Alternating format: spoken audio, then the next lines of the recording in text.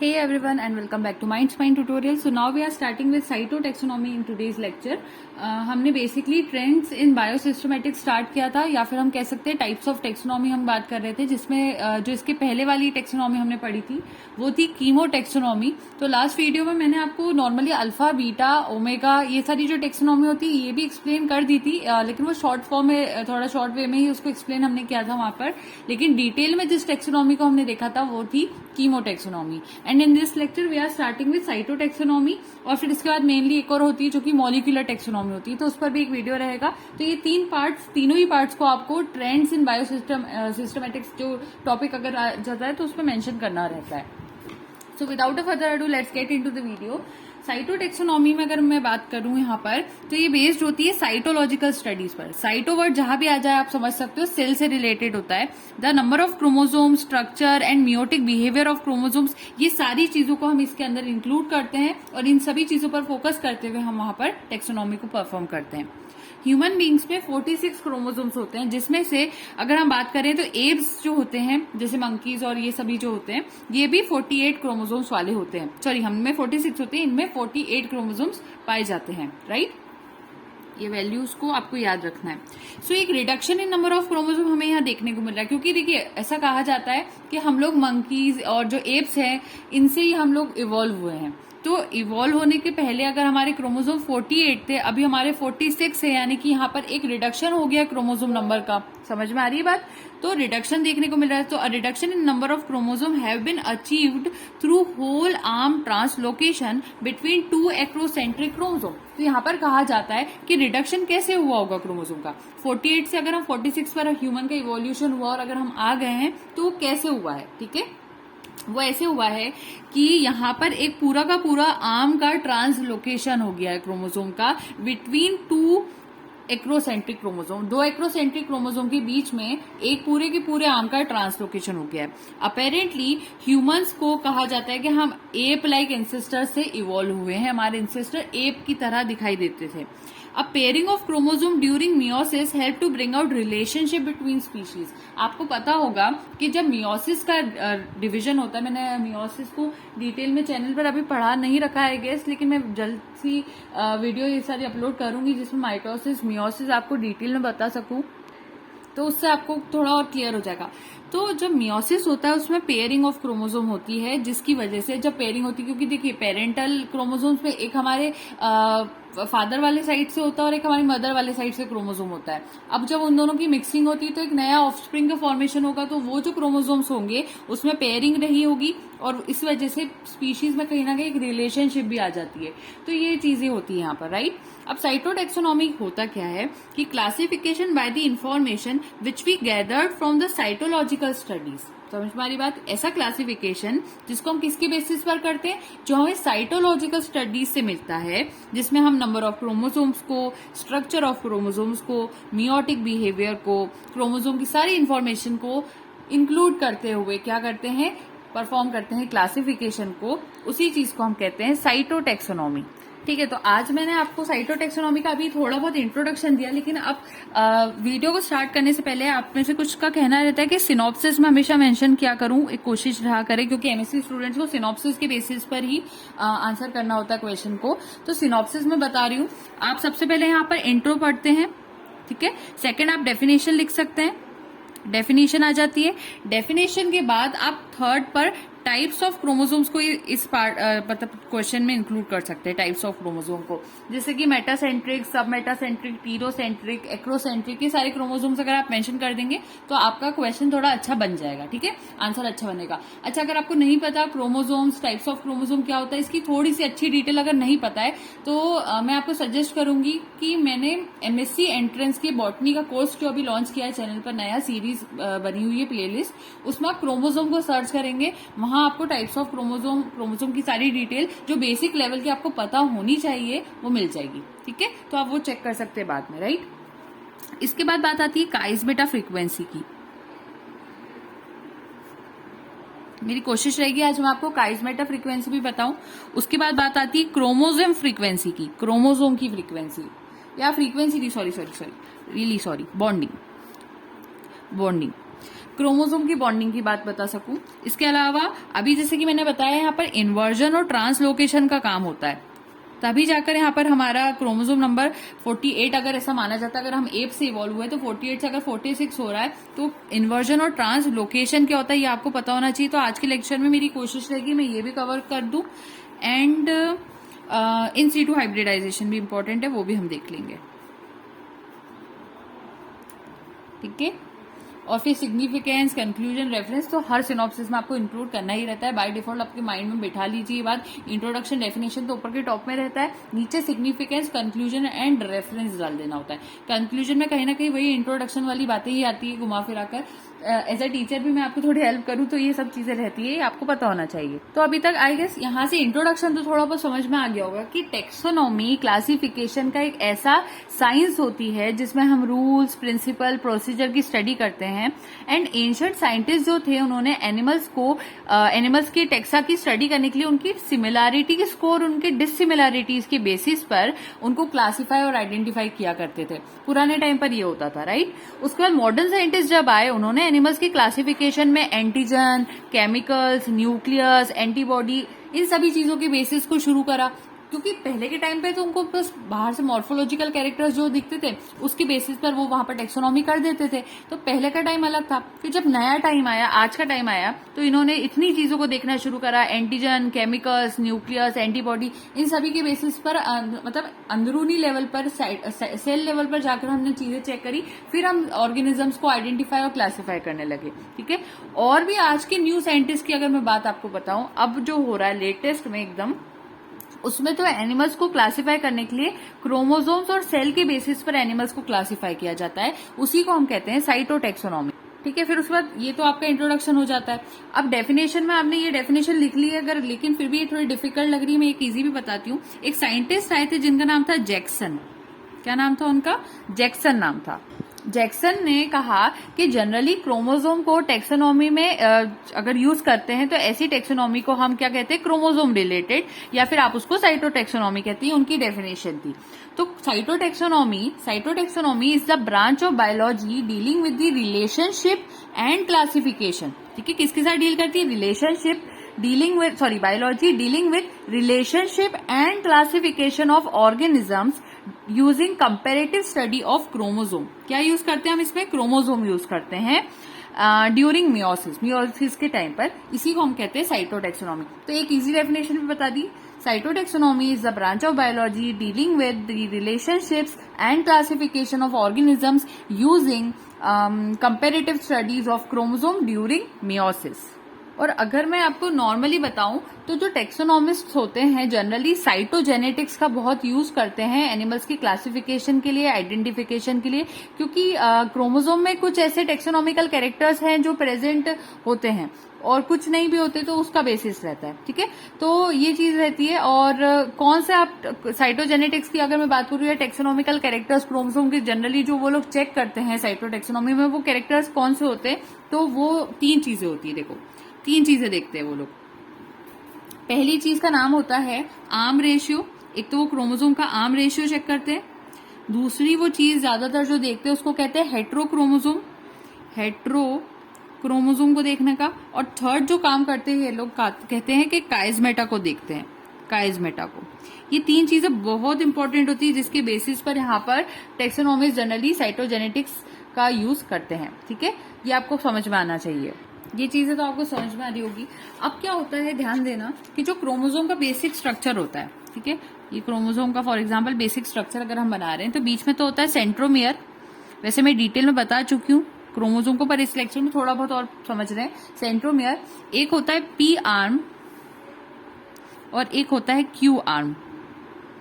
जो P arm होता है हम इसको कहते हैं ये शॉर्ट होता है, और जो क्यू आर्म होता है हम उसको कहते हैं ये लॉन्ग होता है। ये बेसिक सा स्ट्रक्चर है। ठीक है, अब क्या होता है कि हम जब साइटोटेक्सोनॉमी का यूज करते हैं तो साइटोटेक्सोनॉमी में सबसे इंपॉर्टेंट चीज आती है कैरियोटाइप। क्या कहते हैं इसको? हम कैरियोटाइप कहते हैं। तो कैरियोटाइप क्या होता है? कैरियोटाइप का मतलब होता है complete study of set of chromosome. अगर हम क्रोमोसोम के पूरे सेट की स्टडी करते हैं तो हम उसको कहते हैं कैरियोटाइप। जैसे कि मैंने आपको क्या बताया, ह्यूमंस के अंदर 46 सेट ऑफ क्रोमोसोम्स है, अगर मैं एप्स में बताऊं तो उनमें 48 है। तो इसका मतलब क्या निकल रहा है कि हर ऑर्गेनिज्म में उनका क्रोमोसोम नंबर डिफरेंट होता है, इसका मतलब उनका कैरियोटाइप भी डिफरेंट होता होगा। हम जब स्टडी करेंगे ह्यूमंस के क्रोमोसोम की, वो एप से डिफरेंट होंगे, और तभी तो यही रीजन है कि हम एप से डिफरेंट हैं आज, क्योंकि हमारा कैरियोटाइप एक दूसरे से डिफरेंट है, राइट।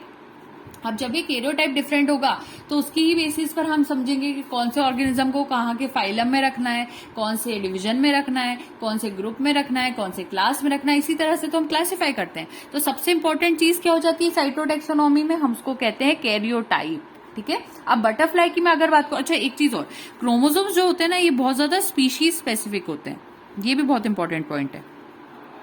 स्पीशीज स्पेसिफिक का मतलब क्या होता है, हर स्पीशीज में डिफरेंट क्रोमोसोम हमें देखने को मिलते हैं, फाइन। अब मैं एग्जांपल की बात करती हूँ, अगर मैं बटरफ्लाई की बात करूं, बटरफ्लाई के अंदर कितना टोटल होता है क्रोमोसोम नंबर, 200, ठीक है। फर्न प्लांट की बात करूं, फर्न प्लांट की FERN, फर्न प्लांट 250। चिंपांजी की बात करूं, चिंपांजी में कहा जाता है 40। ह्यूमन की बात करूं अगर मैं यहाँ पर, तो उसमें कितने होते हैं, अब तो आप जानते हैं 46 होते हैं। अच्छा 46 टोटल क्रोमोसोम है, अगर मैं इसको पेयर्स में बताऊंगी तो पेयर्स कितने हो जाएंगे, 23 पेयर्स हो जाएंगे, राइट।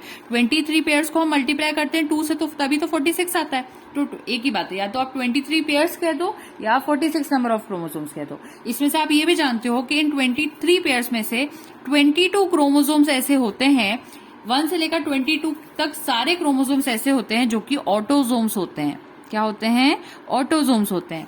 वहीं अगर मैं बात करूं जो लास्ट, क्योंकि 22 को आपने यहां इंक्लूड कर दिया, तो लास्ट जो बच रहा है 23rd पेयर, आखिरी वाला जो पेयर होता है वो कहलाता है सेक्स क्रोमोसोम।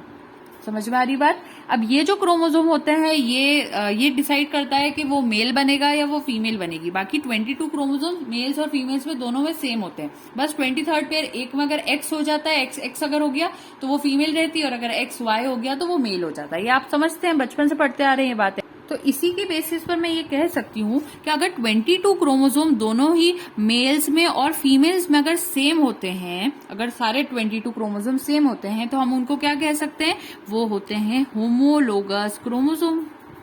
समझ में आ रही बात, इसको हम होमोलोगस क्रोमोसोम कह सकते हैं।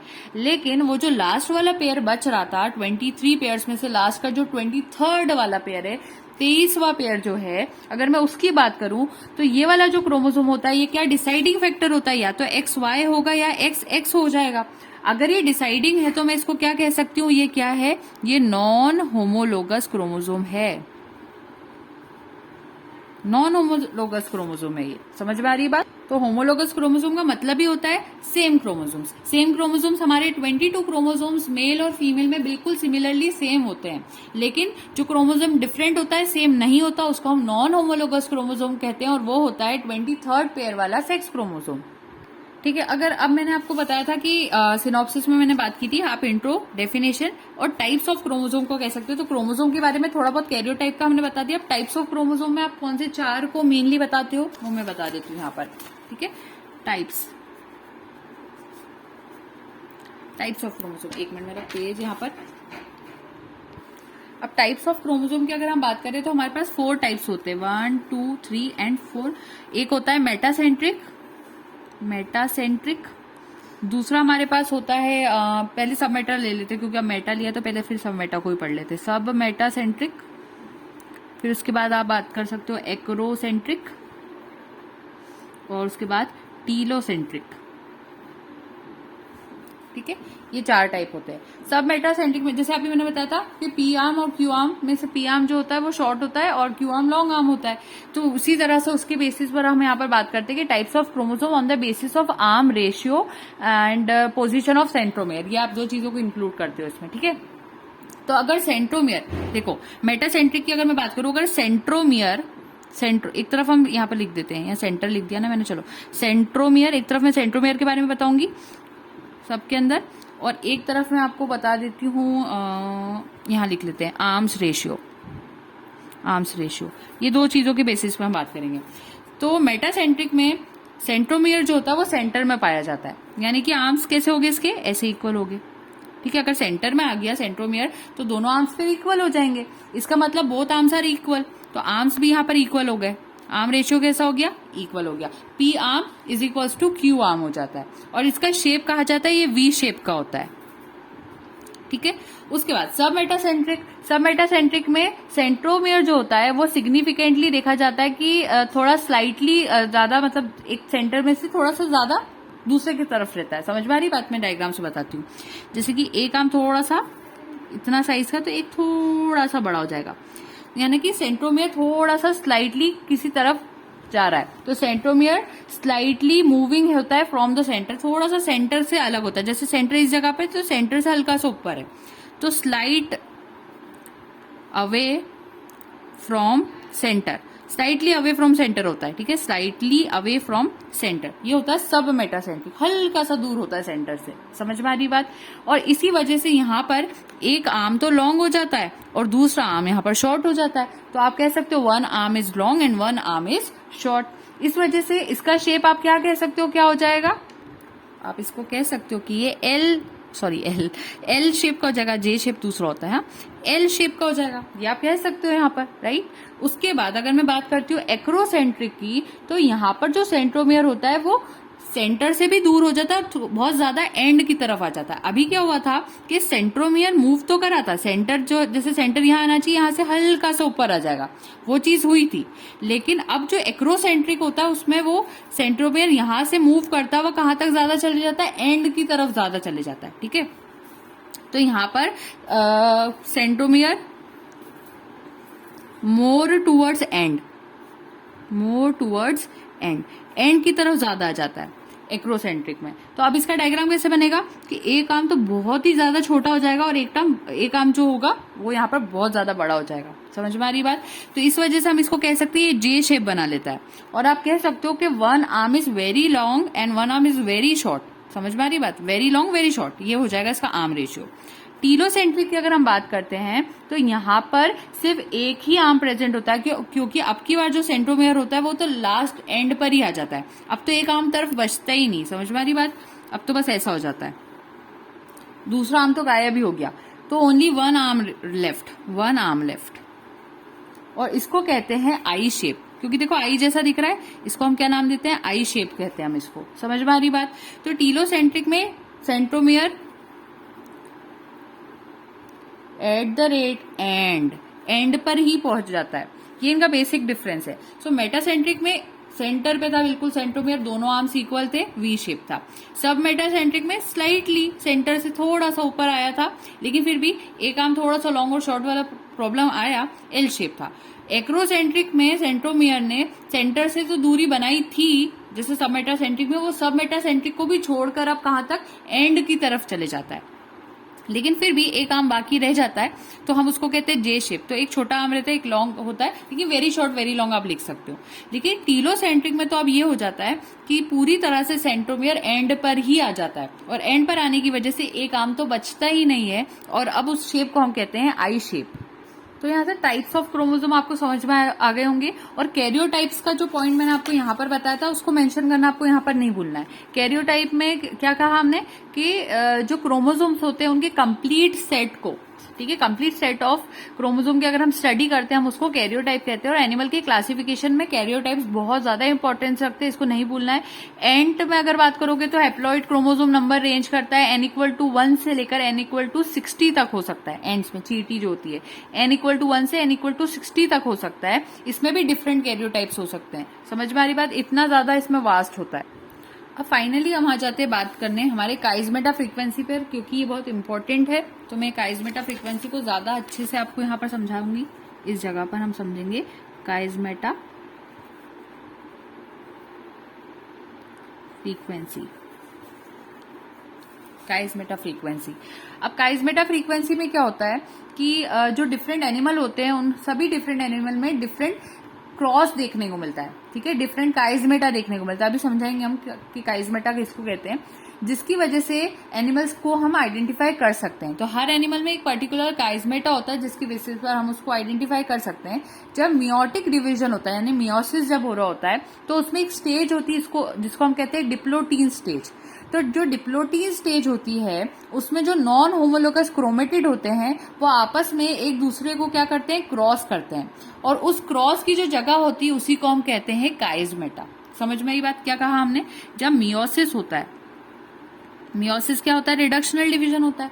अब जब मियोसिस होगा किसी भी डिवीजन के टाइम पर तो उसकी जो डिप्लोटीन स्टेज होती है, डिप्लोटीन स्टेज, एक वीडियो हम अपलोड करेंगे जिसमें मियोसिस माइटोसिस को मैं डिटेल में बता दूं, क्योंकि जिन स्टूडेंट्स को नहीं पता डिप्लोटीन स्टेज, पैकिटीन स्टेज, तो उनके लिए वो वीडियो ज्यादा इंपॉर्टेंट रहेगा। तो मियोसिस की जो डिप्लोटीन स्टेज होती है उसमें नॉन होमोलोगस क्रोमोसोम या क्रोमेटिड लिख देते हैं, क्रोमेटिड, नॉन होमोलोगस क्रोमेटिड जो होते हैं वो आपस में, ठीक है, वो आपस में एक दूसरे को क्या करते हैं, क्रॉस करते हैं, फॉर एग्जाम्पल क्रॉस करते हैं। ठीक है, अभी मैं कुछ भी डायग्राम बना रही हूँ सिर्फ समझाने के लिए। मान लीजिए यहाँ क्रॉस हुआ और जहां वो क्रॉस करते हैं उसी जगह को हम क्या कहते हैं, काइजमेटा कहते हैं। तो अब मैं अगर प्रॉपर डायग्राम से बताऊं तो ऐसे समझो इसको, ये डायग्राम समझना, इसको एग्जाम में ड्रॉ करेंगे ना तो आपके मार्क्स भी अच्छे प्रॉपर आएंगे इससे, क्योंकि डायग्राम तो बहुत इंपॉर्टेंट होता है बायोलॉजी स्टूडेंट्स को, आप समझते ही हैं। ठीक है, फिर उसके बाद लिया, अब एक वाले को तो हम नीचे तक ले लो ऐसे, ये, और एक थोड़ा पीछे से आ रहा है इसलिए वो इसको ऊपर से कवर नहीं कर रहा है। ठीक है, अब इसमें यहाँ पर एक क्रॉसिंग हुई और एक यहाँ पर क्रॉसिंग हुई, इसी दोनों जगह को हम क्या कह सकते हैं, काइजमेटा कह सकते हैं। ठीक है, ये भी एक काइजमेटा और यहाँ पर ये भी एक काइजमेटा। तो काइजमेटा की जो नंबर होता है, ठीक है, जैसे अब यहाँ पर इस जगह पर आपको दो जगह पर काइजमेटा दिख रहा है, तो काइजमेटा की जो संख्या होती है, जो नंबर होता है एनिमल्स में, एक भी हो सकता है या एक से ज्यादा भी हो सकता है। समझ में आ रही बात? एक या मोर देन वन या फिर मोर देन वन भी हो सकता है। समझ में आ रही बात? इसीलिए सभी के अंदर जो फ्रीक्वेंसी होती है एनिमल्स में, सबके अंदर, ठीक है, इसकी जो फ्रीक्वेंसी होती है काइजमेटा की वो बहुत ज्यादा होती है। समझ में आ रही बात? क्योंकि एक या एक से ज्यादा हो सकता है तो इसीलिए इसकी फ्रीक्वेंसी बहुत ज्यादा होती है, और इसी वजह से ये एक तरह का स्पेशल कैरेक्टर यहाँ पर शो करता है, जिसके बेसिस पर हम एनिमल्स को आसानी से आइडेंटिफाई कर सकते हैं। समझ में आ रही बात? अब यहाँ पर एग्जाम्पल की अगर हम बात करते हैं तो दो मॉर्फोलॉजिकली डिफरेंट एनिमल्स में, अगर आप जैसे मान लो एक एनिमल है, फॉर एग्जाम्पल एलिफेंट ले लो, और एक तरफ आपने मान लो ले लिया रैबिट। ठीक है, तो दो डिफरेंट तरह के अगर मॉर्फोलॉजिकली डिफरेंट एनिमल आपके पास है, और अगर आप इसकी काइजमेटा को, ठीक है, आप इसके काइजमेटा की वो देखोगे, वैल्यू देखोगे या बनावट देखोगे कैसे ये बन रहा है, तो एनिमल स्पीशीज के सेम स्पीशीज जो होगी, एलिफेंट के अंदर अगर उनकी काइजमेटा देखोगे तो वो सेम दिखाई देगी, और रैबिट में देखोगे तो वो भी सेम दिखाई देगी, लेकिन एलिफेंट और रैबिट के काइजमेटा आपको आपस में डिफरेंट दिखाई देंगे। तो अब यहाँ पर क्या होता है कि काइजमेटा फ्रीक्वेंसी या काइजमा फ्रीक्वेंसी में in genetics during chromosomal crossing, genetics में हम देखते हैं जब क्रोमोसोमल क्रॉसिंग होती है, काइजमा इज द पॉइंट या chiasmata is the point where two homologous, ठीक है, two homologous non sister chromatid भी आप कह सकते हैं, exchange their genetic material is known as chiasmata. अब काइजमेटा विजिबल कैसे होता है? जो प्रोफेज 1 होता है, ये भी याद रखना, हाँ, एक मिनट, जो प्रोफेज 1 होता है, प्रोफेज 1 होता है मियोसिस का, प्रोफेज 1 ऑफ मियोसिस जो होता है ड्यूरिंग डिप्लोटीन स्टेज, वो तो शुरू में बात की थी, वहां पर मेनली हमें देखने को मिलता है ये क्रॉस ओवर जेनेटिक मटेरियल का। और एक और टाइप होता है जो पैकिटीन स्टेज होती है, ये डिप्लोटीन के लिए कहा था, और जो पैकिटीन स्टेज होती है उसका जो प्रोफेज 1 होता है, प्रोफेज 1, उसमें भी हम देख सकते हैं इसी चीज को।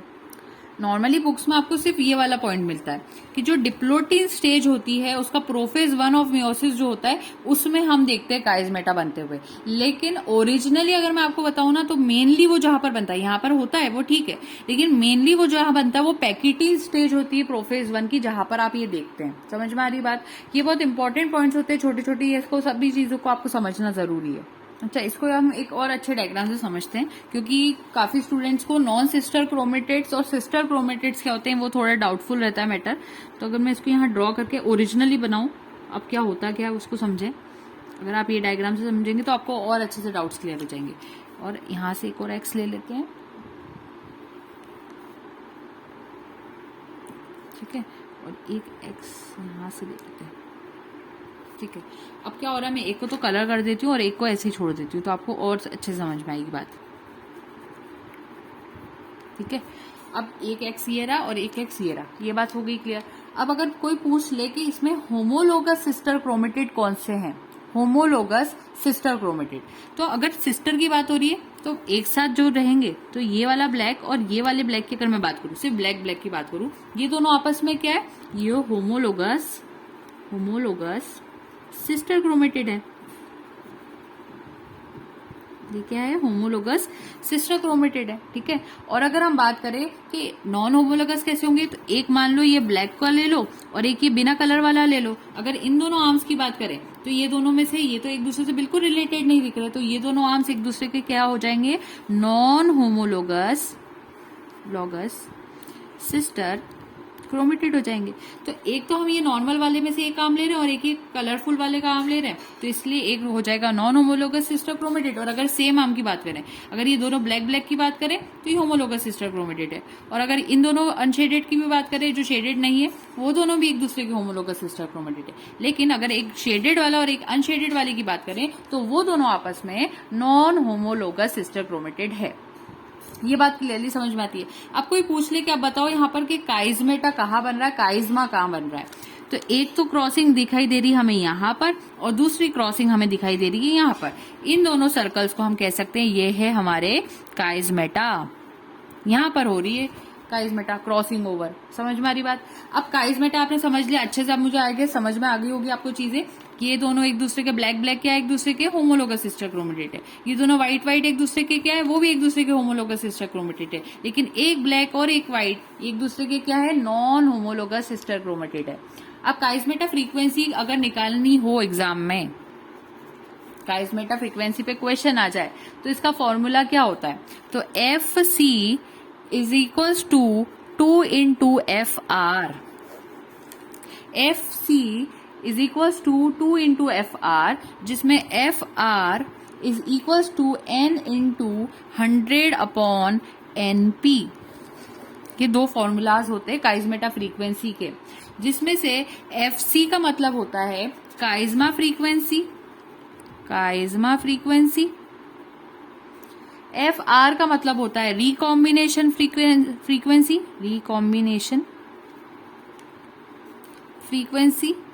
उसके बाद एन का मतलब होता है नंबर ऑफ रिकॉम्बिनेशन। एनपी का मतलब होता है टोटल नंबर ऑफ प्रोजेनी। समझ में आ रहा है ये फॉर्मूला आपको? काइजमेटा फ्रीक्वेंसी का फॉर्मूला है ये। अब बात आती है क्रोमोसोम बेंडिंग की। बॉन्डिंग नहीं बोलना था वहां पे, शायद अगर मैंने मिस्टेक किया हो तो बेंडिंग लिखना आप यहाँ पर, क्रोमोसोम बेंडिंग। तो अगर मैं क्रोमोसोम्स की बात करूं, इस पर बेंडिंग या फिर स्टेनिंग जो होती है, स्टेन करते हैं ना जिसे हम, तो स्टेनिंग के बेसिस पर हम आसानी से क्रोमोसोम्स को आइडेंटिफाई कर सकते हैं। तो क्रोमोसोम्स के आर्म्स का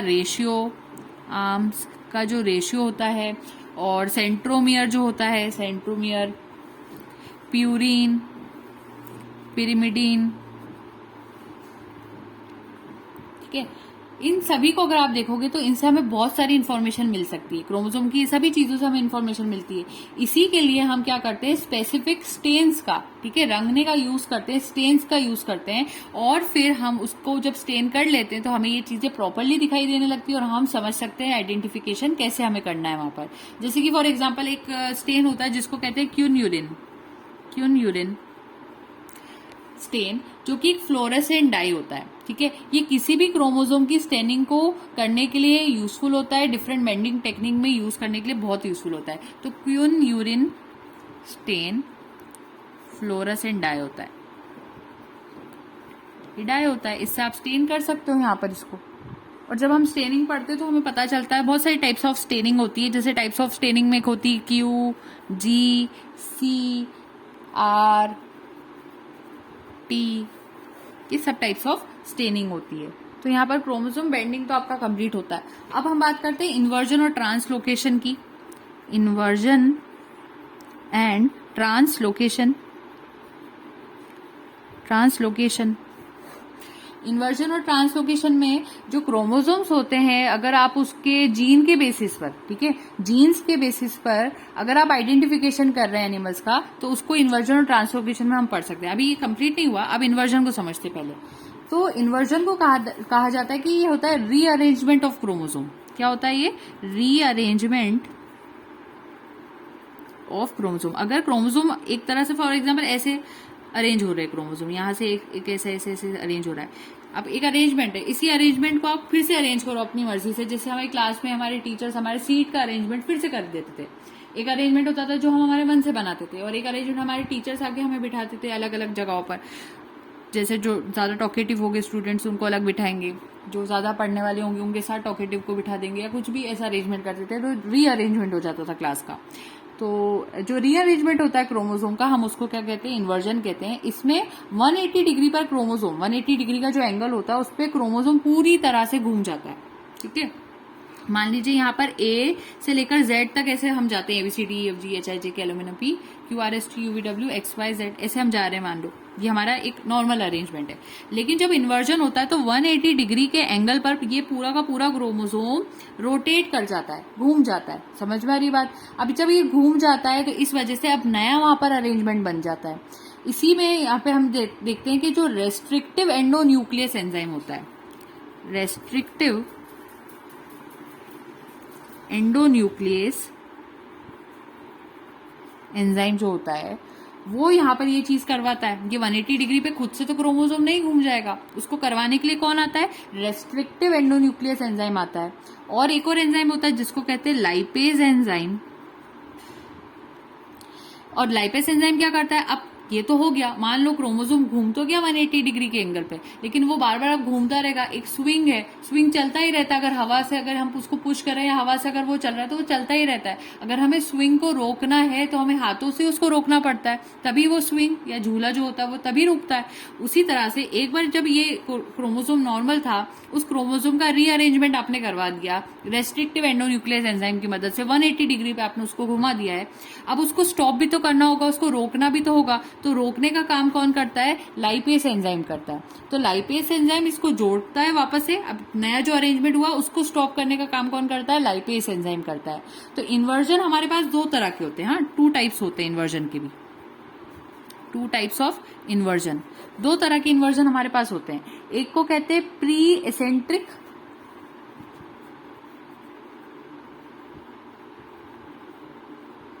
और एक को कहते हैं पैरासेंट्रिक। पैरासेंट्रिक, समझ में आ रही बात? प्री एसेंट्रिक और पैरा एसेंट्रिक।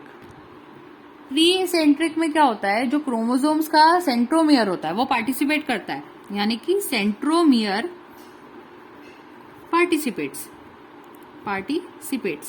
सेंट्रोमियर पार्टिसिपेट करता है। अगर इन्वर्जन हो रहा है, अगर उसमें उस इन्वर्जन में सेंट्रोमियर अगर पार्टिसिपेट कर रहा है तो हम उसको बोलते हैं प्री एसेंट्रिक। अच्छा, एक मिनट, नीचे वाला टेक्स्ट आपको मिक्स होता हुआ दिख रहा होगा, रियली सॉरी, मेरा ध्यान नहीं था। तो प्री एसेंट्रिक आप में सेंट्रोमियर पार्टिसिपेट करता है, ऐसा इन्वर्जन होता है। वहीं पैरासेंट्रिक की अगर हम बात करते हैं तो इसमें क्रोमोसोम का जो सेंट्रोमियर होता है वो पार्टिसिपेट नहीं करता। Centromere does not participate. समझ में आ रही बात?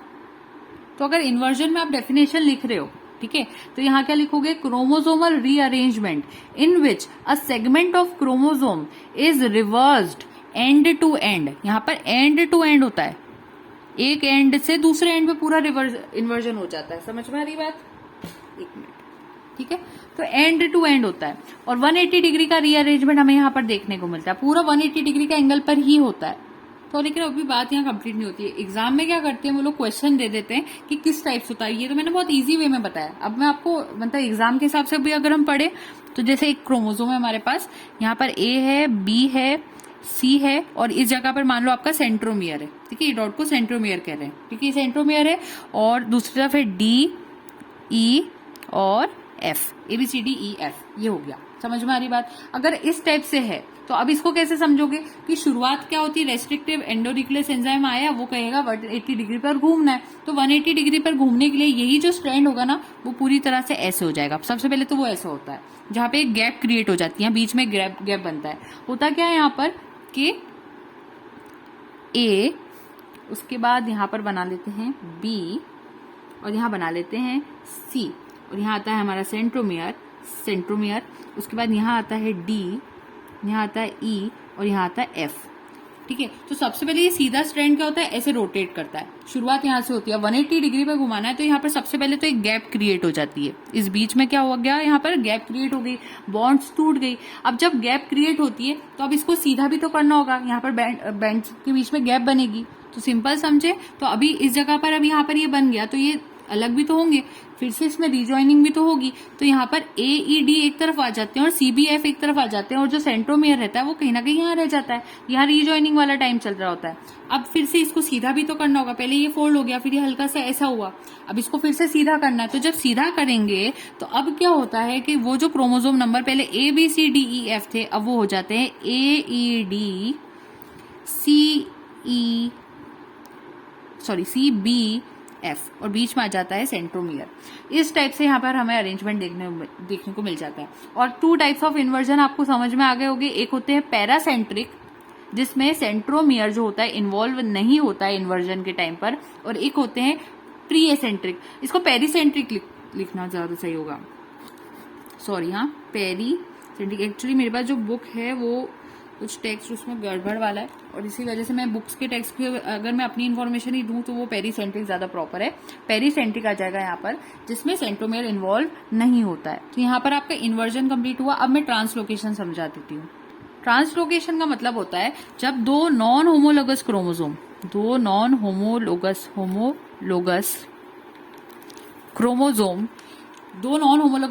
के बीच में अगर आप क्रोमोसोम सेगमेंट को एक्सचेंज करवा रहे हो, ठीक है, क्रोमोसोम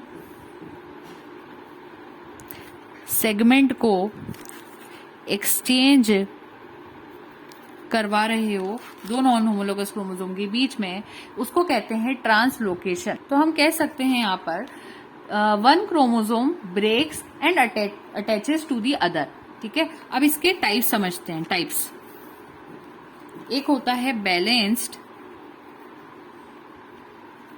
और दूसरा होता है